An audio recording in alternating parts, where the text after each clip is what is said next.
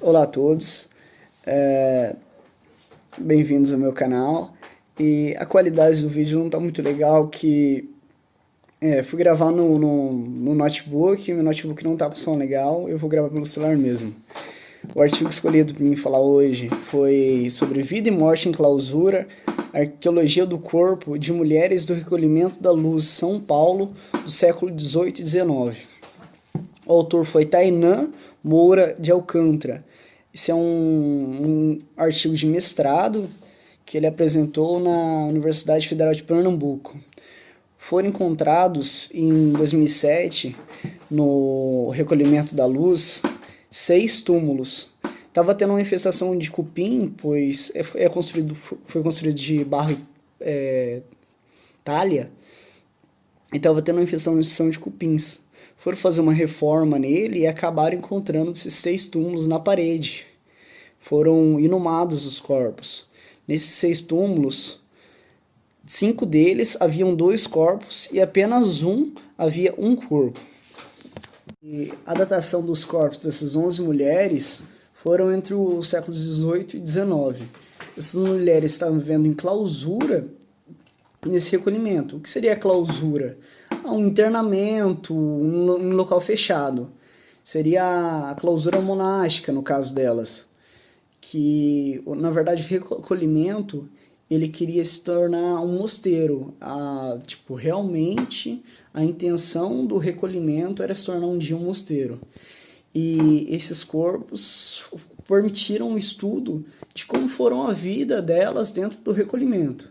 Como o objeto de estudo é o corpo é o objeto pelo qual os homens e as mulheres interagem com o mundo, pessoas, e a única certeza do corpo vivo é a sua morte. Nesse caminho entre o nascimento e a morte, o corpo cresce, se apropria e tem costumes específicos, absorve e imprime características particulares juntamente na sociedade, interage com objetos e outros corpos, construindo uma rotina gestual e própria, e acaba por adicionar neste corpo marcas, e assim possibilitando o estudo deles após a sua morte. Vou falar um pouquinho sobre o Mosteiro da Luz, ou Recolhimento da Luz. Ele se localizava no bairro da Luz, no centro da cidade de São Paulo. É uma instituição religiosa de clausura da Ordem Nossa Senhora Imaculada da Conceição. O prédio é tombado em 3 níveis governamentais. Foi declarado Patrimônio da Humanidade pela Unesco e é considerado a principal construção colonial do século XVIII em São Paulo, pois existiu várias e diversas formulações urbanas desde a sua fundação, no ano de 1774, que se chamava Recolhimento da Luz, pois no Brasil ainda havia a proibição de fundar mosteiros e conventos, por isso adquiriu o nome de recolhimento. E a diferença entre o mosteiro e o recolhimento é que, primeiro, o recolhimento é feito voto simples, você podendo sair sem pedir para o bispo ou uma autoridade maior.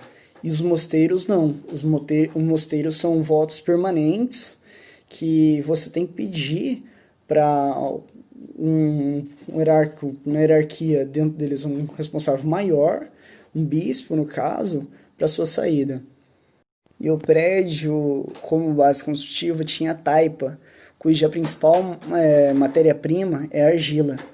Devido a isso, a sede do Mosteiro da Luz sofreu várias infestações de cupins, aqueles cupins do solo ao longo do tempo. E no ano de 2008, atingiram um pilar de sustentação e foram chamados especialistas de inseticidas para controlar a invasão. E nesse tentativa de controle da invasão dos insetos, acabaram achando a existência de remanescentes humanos. Assim, entraram em contato com o Museu de Arqueologia e Etnologia da Universidade de São Paulo e a USP para tomar os tratamentos adequados. A Ordem de Nossa Senhora da Conceição, o simples Ordem da Concepcionistas, que eram as que tinham um recolhimento da luz, o Mosteiro da Luz, é diferenciada da Igreja Católica, pois ela possui um regramento rígido voltada para a vida contemplativa ou, como podemos dizer, a clausura absoluta, sendo assim a mais contemplativa de todas as ordens. Em contrapartida, ressalta Algrante, de conhecimento geral, que nem todas as regras são seguidas assim à risca. Por isso que vem a pergunta principal desse trabalho, que foi: quais são os aspectos da vida das concepcionistas, percebidas arqueologicamente na vida cotidiana, e da morte dessas mulheres que foram sepultadas na capela mortuária do claustro do Recolhimento da Luz. Então, assim, surgiram várias hipóteses de como que foram a vida delas, por que foram enterradas juntas, por que uma estava separada e as outras juntas, e como elas se portavam dentro do mosteiro, se era adequadamente seguido as regras ou não, como era o estilo de vida. Com isso, trazemos 3 objetivos principais. Compreender o contexto social e religioso dessas mulheres onde estavam inseridas, conhecer a rotina e a lida diária do Recolhimento da Luz, assim como sua história, e verificar o corpo físico e cultural dessas mulheres, buscando marcas que identificavam rotinas ou especificidades.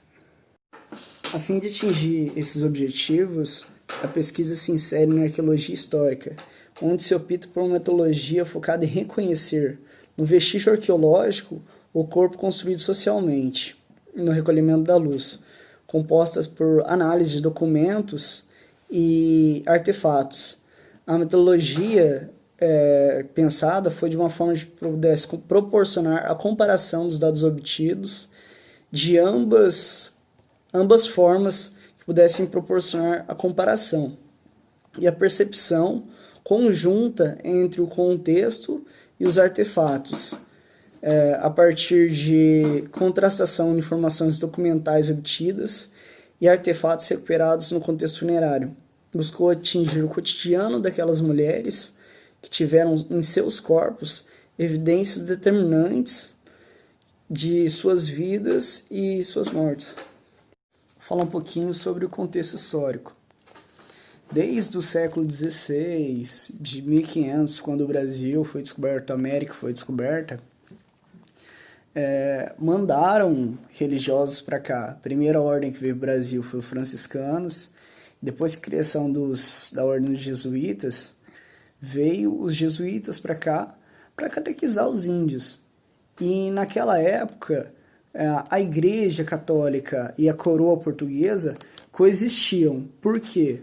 A Igreja queriam aumentar seus fiéis pelos fiéis que tinham perdido com a reforma e protestantismo na Europa. Então, eles precisavam expandir suas áreas. E a coroa, no mesmo tempo que queria expandir, queriam catequizar os índios. Por quê? Porque queriam mão de obra dócil, mão de obra barata, e com a catequização dos índios, eles tornavam uma mão de obra bem mais dócil para poder trabalhar com eles. E as primeiras ordens que chegaram no Brasil foram ordens masculinas, primeiramente, que se espalharam principalmente pela Bahia, os beneditinos e os franciscanos. E só depois começaram a aparecer ordens femininas no Brasil. E qual que era o intuito da criação de uma ordem feminina? Naquele momento, a mulher era responsável por passar hereditariamente a conduta patriarcal, de como que a mulher devia se portar. E muitos homens, inclusive padres, teólogos importantes, escreviam como a mulher devia se portar naquela época. E os recolhimentos foram criados com voto simples. Para você ir para o recolhimento, a família abastada mandava sua filha para o recolhimento. Ela era bem vista por ter uma filha no recolhimento e lá ensinar como a mulher devia se portar e como ela deveria ensinar sua família, seus filhos, se portar com o seu marido, e seria dali uma mulher pronta para se casar. A mulher, naquele momento, representava o respeito da família. Então, a mulher precisava controlar seu corpo, sua sexualidade. E, independente da sua camada social, se a mulher fosse desonrada, mesmo se fosse de uma família mais abastada, levava o desrespeito para a sua família, a vergonha para a sua família. Ela manchava a sua família. E o que levava uma mulher à clausura?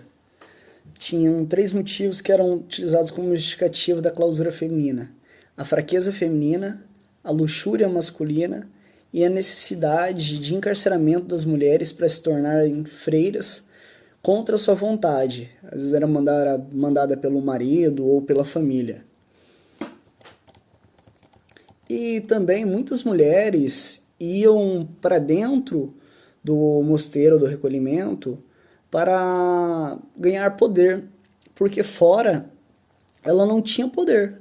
E lá dentro ela podia, dentro da hierarquia do recolhimento do mosteiro, ela podia ter o poder sobre outras mulheres.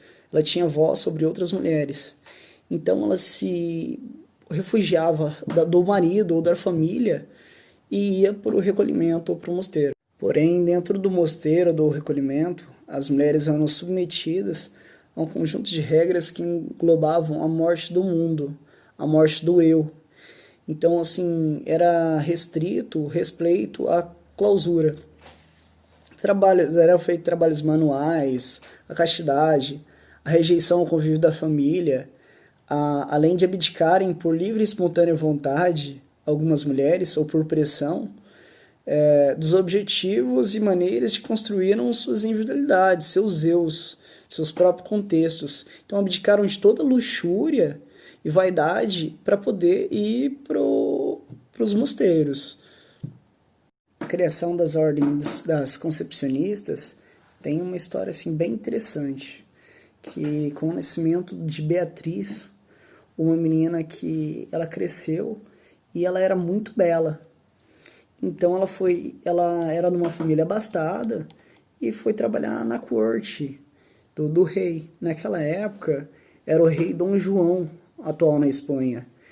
E a princesa Rainha Isabel, Isabel de Castela, ficou de ciúme porque a Beatriz chamava atenção. Como ela chamava atenção, a princesa Isabel prendeu ela num baú no alto da torre. E ela pediu a Maria Imaculada de Conceição que, se ela ficasse viva, ela ia fundar uma ordem. E daí, depois de 3 dias, a mãe dela, o pai dela, começou a ir atrás dela. E a Rainha Isabel foi até o baú para ver se ela ainda estava viva. Chegou no baú, ela ainda estava viva. Então ela saiu de lá, se juntou a outra ordem. Depois de muito tempo, o filho do Dom João, ele pegou e doou um prédio para que ela fundasse a ordem, e ela fundou a ordem das concepcionistas. E como foi fundado o Recolhimento da Luz? Foi fundado por iniciativa da irmã Helena Maria do Espírito Santo. Ela, no convento de Santa Teresa, juntamente com o Frei Galvão, que foi o primeiro santo brasileiro, por volta de 1722, ela alegava que ela teve visões de Jesus. E contou para o Frei Galvão, e Frei Galvão falou que ia ajudar ela a criar um recolhimento. Então ela criou o Recolhimento da Luz, num lugar que chamava Campos do Guapé, em 1774. Desde sua fundação, como era um prédio construído de taipa, sofreu infestações de cupins. Em uma das suas salas, onde tinha cripta, foram encontradas, em 2008, essas catacumbas, 6 sepultas na parede, ou conhecidos também como carneiros, onde estavam os corpos dessas mulheres que eram das ordens das concepcionistas. Ao encontrar esses corpos, a gente tem um método utilizado dentro da arqueologia histórica. Ela abrange vários conceitos, ramifica em várias direções. E, ultimamente, ela tem trabalhado com o corpo dentro da arqueologia. E o corpo, segundo Borick e Hobb, é ao mesmo tempo invisível e onipresente. Onipresente porque os indivíduos se integram, se constroem, são construídos pelo entorno, estando presentes nas representações, nos sepultamentos, nos hábitos alimentares, na arquitetura, nos artefatos e nas escolhas. E para ter acesso a essa rotina das mulheres que estavam enclausuradas no recolhimento da luz, se investigou alguns documentos, que foram as documentações eclesiásticas, do regramento da Ordem das Concepcionistas, os livros ecumênicos a respeito da ordem, de sua fundadora, do recolhimento do mosteiro, a biografia do rei Galvão e a biografia de livros e artigos acadêmicos sobre os costumes e os recolhimentos no Brasil colonial. Para o estudo do corpo, a gente tem duas variáveis, o corpo vivo e o corpo morto. O estudo do corpo vivo, você estuda desde os documentos, os artefatos em volta, para tentar reconstruir as ações esporádicas e os gestos recorrentes do corpo. Juntamente com as variáveis históricas dos documentos propriamente ditos, você tem a análise do corpo vivo. E também temos o corpo morto, que ainda é dividido em dois subnúcleos de análise, o corpo cultural e o corpo biológico. O corpo cultural se refere à arqueologia funerária ou práticas funerárias da época, segundo as variáveis da bioarqueologia e a osteologia humana, que é o estudo dos esqueletos, dos ossos. Para entender o corpo cultural, foram utilizados como base estudos arqueológicos sob uma perspectiva das práticas funerárias em cemitérios históricos da época. Então, assim, o termo da arqueologia funerária, ou arqueologia da morte, ele vê as práticas funerárias da época. Ele indica e define uma vertente dotada a analisar e interpretar problemas relativos aos fenômenos da morte através dos dados mortuários. Informações encontradas em um contexto arqueológico, antropológico ou histórico, que remete às práticas funerárias. E o corpo biológico. O corpo biológico pode ser identificado pelos ossos, a identificação de traumas, infecções, osteofitoses, que são desgastes nos ossos, esforços repetitivos e patologias dentárias. No estudo das arcadas dentárias, características biológicas, o sexo, a idade da morte e complexões físicas sobre o corpo através do esqueleto. Aqui a gente tem uma foto dos carneiros, onde foram sepultadas essas mulheres. Eram feitos de tijolos cozidos e justapostos com taipa na parede, de pilão de uma forma no fundo da capela. Durante a escavação, os 6 encontrados receberam a numeração de 1 a 6, sendo os de cima ímpares e os de baixo pares. Os corpos, por estarem levados nesses carneiros, alguns acabavam sendo mumificados de forma natural, sem o embalsamento. Como não foram enterrados, isso não teve a diminuição de necrófagos e os corpos puderam ser mumificados de forma natural. Aqui vamos ter mais 50 páginas com a descrição de corpo por corpo, de indivíduo por indivíduo, de cada esqueleto. E assim, não vou me atentar a explicar cada um, senão ficaria muito extenso.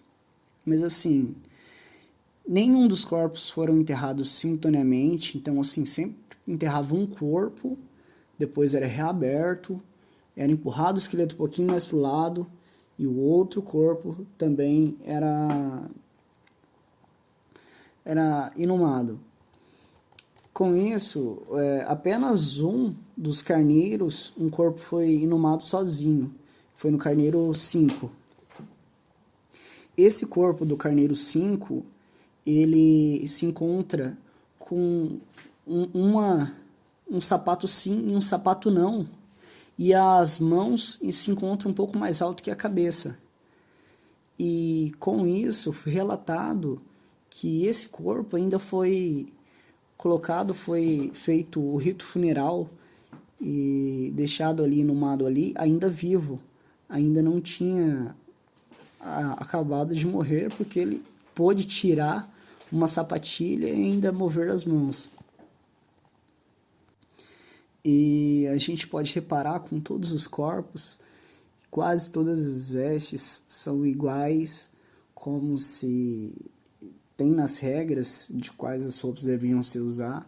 Nenhuma usava algum objeto que mostrava uma identidade pessoal. Então, assim, dentro do recolhimento da luz, havia a mortificação do eu individual e tinha uma identidade coletiva.